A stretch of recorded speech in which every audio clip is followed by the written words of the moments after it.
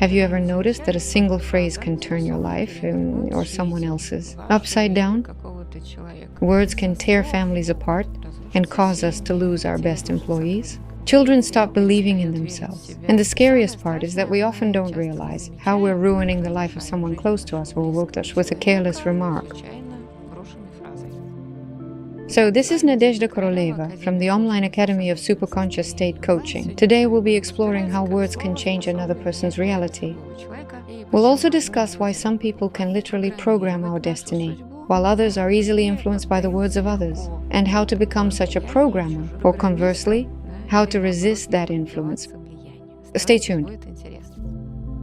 It'll be interesting to see how this works. Sometimes all it takes is hearing. You'll never succeed. That is, to hear it from some strong person with powerful energy. And then many of us may stop taking action for years. Or for some, this phrase won't be a roadblock, but a challenge, one that could cause them to either lose themselves or rise sharply. First, the word within the family. What influences us the most? Of course, family. Through whom does karma work? Through our loved ones. For example, husband comes home and tells his wife, "You can't do anything right." If the woman is energetically weaker, her psyche, subconscious, astral plane, and energy field perceive this as reality. In other words, it's not just that she won't be able to get a job. She stops believing in her own abilities and becomes such a failure that she confirms the words spoken to her by an authoritative figure, and even more so, if he says this constantly. Then we wonder why some women can't escape toxic relationships. It's as if she's already been programmed. Now, it turns out it's not her fault, but the result of constant verbal pressure from her husband, who believes this to be true. Maybe he wants her to change, but she takes his words to heart, trusts him, and so they become her blueprint for action. Like this post, if you too can be hurt by the words of loved ones, if you've been subjected to this kind of programming, even if you subconsciously understood they didn't mean to hurt you, but were simply careless. The second scenario involves words spoken in childhood. What you call a yacht, that is how it will sail. Our children are especially sensitive to what we call them. They begin to follow this pattern, how we've labeled them, who we think they are. Once you've stuck a label on them, that's it. Now that's who you are. For example, you're stupid, you always do everything wrong, you never finish anything you're so weak, you're a poor student. It turns out we're programming their future, we're holding them back, and the person begins to act based on that program. Because you're stronger, you have more willpower, more energy. But the child, being weaker, takes this as a guide for action, stops trying new things, and is afraid to express themselves. Even as an adult, despite years of psychotherapy, they carry this mindset. I can't do it. I'm a failure. There are people more talented than me.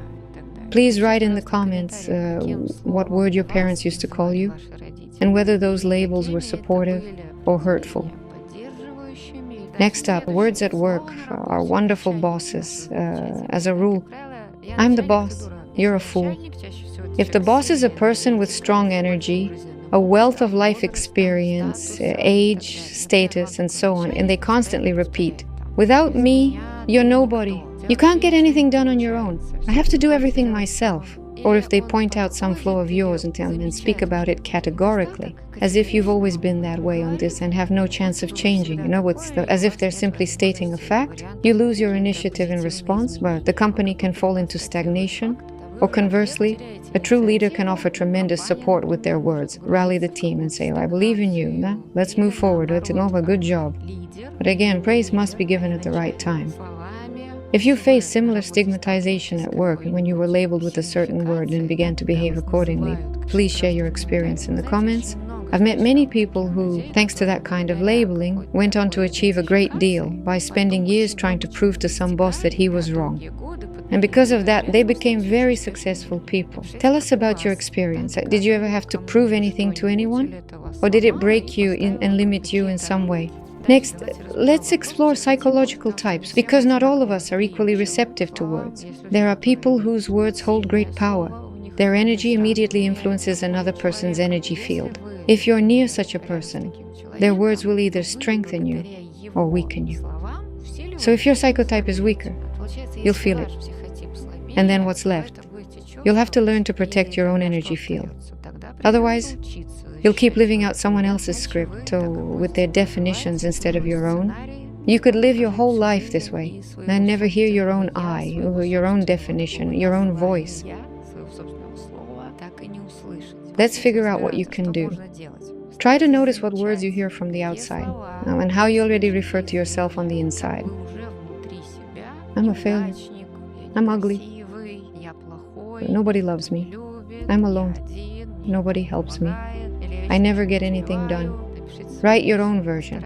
Try to let go of your dependence on other people's opinions, that you don't have to take on someone else's opinion as your own.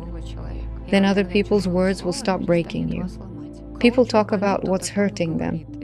This is about stepping back and realizing it wasn't about you. How does the impact of words differ between children and adults? Naturally, children are much more receptive. They take the words of authoritative adults as a guide to action. If I was told that, then it must be true. So that's who I am. A strong adult is someone who, at a certain point, became aware of the influence of others' words and formed their own statement about themselves. This is who I am, sometimes in spite of it, sometimes because of it, and everyone has their own path. How can you make your own words powerful? First and foremost, people with powerful mental energy, strong willpower, and a well-developed emotional body. Someone who is used to working or interacting with large groups of people will undoubtedly be stronger than you. Even if they haven't yet changed anything within themselves or worked through their issues, until they're simply stronger. And then their words will have a very strong influence, even on an adult.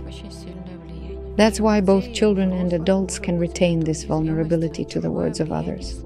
Is it possible to erase from your memory the destructive phrases that have affected you since childhood?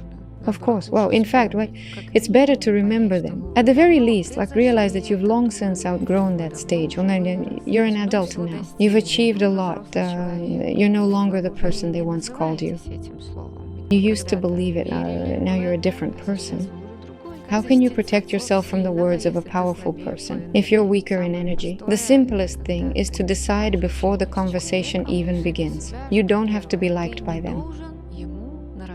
You're not a $100 bill that everyone has to like. Once you realize that, you're already stepping out of your vulnerability zone. Why does a weak person get stigmatized by the words of a strong one? Because they try to be nice, to conform, to be liked. You may be weaker, but you're like a small, proud nation, living freely and independently. If you take this stance, you'll be perfectly capable of interacting calmly, even with someone who has very strong energy. What phrases most often trigger a pattern of failure? Any phrases that have personally become a guide for your actions and limit the forward flow of your energy. If the phrase "you're bad" has already become the reason you attract bad circumstances and failures into your life, then that is precisely what has become your program. For some people, simply hearing words like that is enough.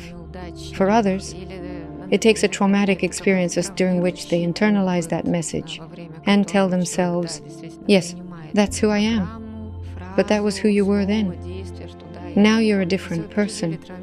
You have every right to live differently, act differently, and think differently. Can words heal a person, or is that a myth? Words can heal, just as much as they can kill. Of course it's possible. A word is a tremendous force. It concentrates the energy of thought and a person's psychic energy. That is why words can heal and words can maim. Choose your words carefully. We are even comically responsible for the words we speak. So the more kind, supportive, and loving words you speak, such as "I love you," "I wish you happiness," and "I wish you all the best," the better. And simply wish people well in your mind. You don't have to say it out loud. Even a word spoken silently can sound like a blessing. And in return, you'll receive many favorable events and support from above. That's all for now, my dears. Be sure to subscribe to the Omline channel. There will be many practices ahead to strengthen your inner power. See you in the next video analysis.